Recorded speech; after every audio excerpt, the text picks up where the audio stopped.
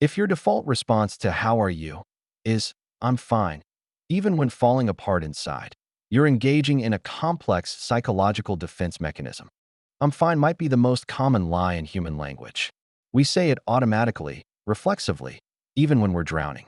The psychology behind those two words reveals deep patterns about trust, vulnerability, emotional survival, and the invisible armor we wear.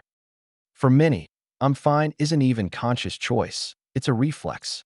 Someone asks how you are, and before brain processes, mouth answers, "Fine." This automatic response developed as emotional armor. At some point, being honest wasn't safe, wasn't welcomed, or wasn't worth the consequences. So you trained yourself to default to "fine."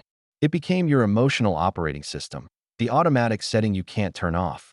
The most common reason? They genuinely believe their problems will burden others.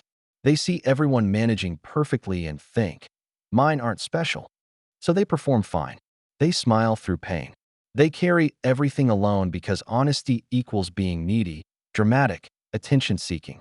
They'd rather suffer silently than risk being too much. So they edit themselves down to nothing to remain acceptable and unloved honestly. Many learned early that vulnerability backfires. They opened up once and it was used against them, dismissed, or weaponized later. When honesty gets you hurt, you learn to keep armor on permanently. "I'm fine" becomes a shield from judgment, rejection, or pain minimization. There's psychological power in "I'm fine." When no one knows you're struggling, they can't see you as weak. They can't pity, fix, or tell you what to do. You maintain control by controlling information. But this control costs. You're managing perception while carrying full weight of reality alone. You've become so good at hiding that even when you want help, you don't know how to ask for it. The performance became permanent. Constantly performing fine is exhausting. You're monitoring expressions, tone, body language, making sure nothing cracks the facade. It takes tremendous energy to pretend you're okay when you're breaking. The performance is a full-time job with no breaks. Eventually, the performance becomes who you are. You've worn the mask so long you've forgotten what your actual face looks like underneath. You don't even know how you really feel anymore. The automatic "fine" erased your ability to access your authentic emotional state. Here's the cruel irony. You say, "I'm fine," to avoid burdening others and maintain connection. But by never being real, you prevent genuine connection. People can't truly know you if you only show them the edited version. They love the fine version, but that's not actually you. The real you, struggling, messy, human, stays hidden, unknown, unloved because you never let it see daylight. Your armor protects, but also imprisons.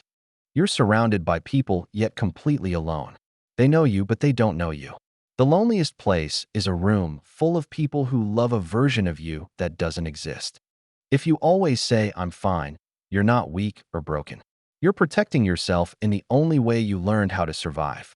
But armor that keeps pain out also keeps love out.